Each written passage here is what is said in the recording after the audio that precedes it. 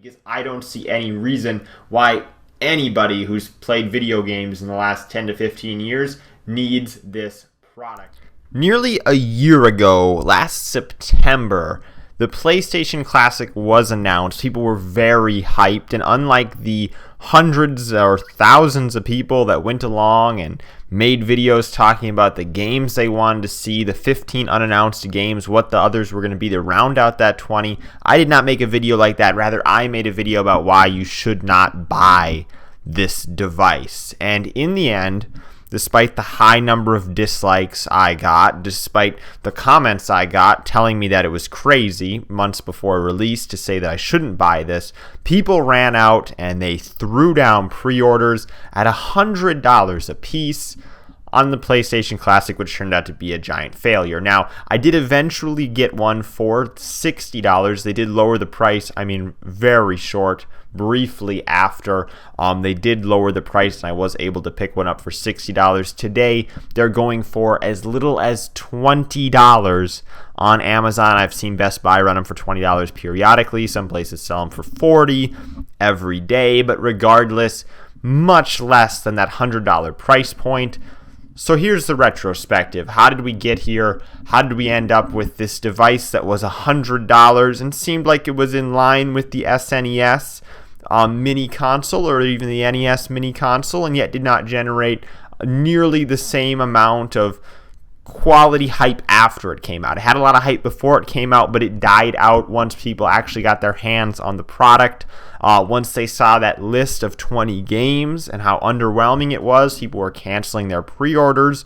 I tried to tell people back in September that they were leading with the best stuff they had. The first 5 games they announced were going to be the best they had. I even specifically said they will announce Metal Gear Solid eventually, and they did, but beyond that, you got things like that Street Fighter puzzle game. I don't think that was anything that anybody was asking for when it came to being the best PlayStation 1 games to round out this collection. And because of licensing issues, it wasn't going to be possible for them to fill out the collection in the way they probably would have intended to or would have liked anyhow. Now, obviously, since release, I have talked about the modding scene that's went on with the PlayStation Classic, and that's why I evidently did pick up one, because I love console modding and just seeing, what else you can do with the console. And the modding scene is the true reason why right now it would actually be a mistake to not have bought a PlayStation Classic.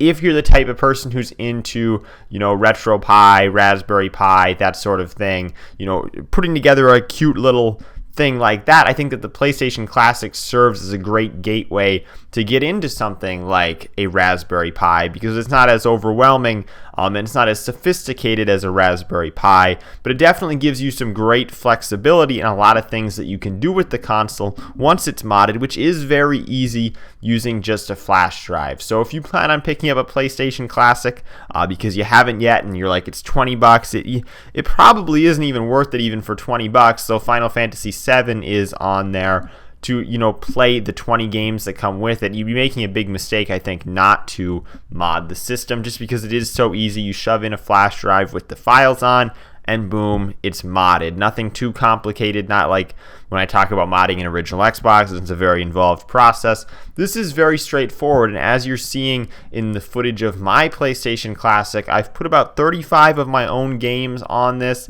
and it runs really well. I do play it, yes, in widescrreen. I know a lot of people probably think that that's not the way to do it, but let's talk about the modding scene and what's kind of happened with this since release. So there's basically been 2 major releases, one of them being Bleem Sync, which was the first one that kind of got things going. They used eventually a web client to load the games onto the console. You had to plug the console through the USB power adapter into your computer and then load it through a website. It was a tedious process. It was something that I did at the time. I didn't really like it. So when I heard about Auto Bleem, I decided that Auto Bleem was probably the way to go. It was much more straightforward. You just shoved the flash drive in the computer, copied over the games, and now ultimately I'm still using AutoBleem. As far as I know, BleemSync is still receiving updates, but I haven't jumped back over to that platform. I do like the UI on AutoBleem that you've seen when I've exited games. I like that UI better than the BleemSync UI, and both of them do support RetroArch, which of course gives you access to those older retro games, loading through those cores. So, even something like the N64 does work in a playable sense on this device. Now, obviously, you don't want to play an N64 game with your gamepad that comes with the PlayStation Classic because it lacks a joystick, but you can also set up through RetroArch different USB gamepads if you have something else, or, a PlayStation 3 controller with the DualShock, that you want to plug in. Alternatively, you can do that as well. The Dreamcast runs in a very limited, very restricted sense on the PlayStation Classic, so there's a little bit of playability there, but otherwise I think you won't have much problem running different Game Boy games, Game Boy Advance games, SNES, NES games, Sega Genesis games, things like that. I don't think you'll have as much of a problem running using the RetroArch cores. Plus, in the recent AutoBleem update, you're actually able to get the UI to show the PlayStation Classic games and the RetroArch games all in the standard UI that came with the PlayStation Classic, which is the one that you see that I'm using. I don't have any retro games on my PlayStation Classic outside of the, obviously, PlayStation 1 games, just simply because I have my original Xbox for playing a lot of those older games, and that's the platform that I prefer to play them on.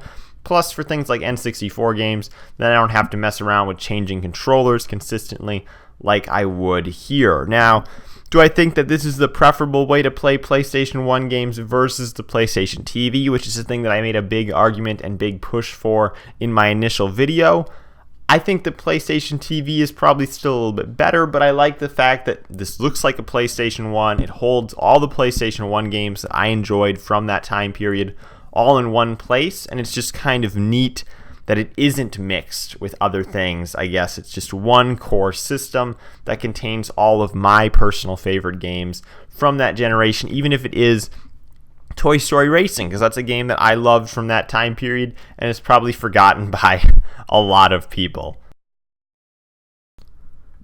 So interestingly enough, we've been at this for, nearly a year. The PlayStation Classic will have been out. It came out, I believe, in December. So, we're a few months away yet, but we're still at least 8 months into this, and there's still updates being released for things like AutoBleem and I believe BleemSync as well. I know this version of AutoBleem that I'm using, 0.7.1, came out just earlier this week, so it's definitely still a very active community.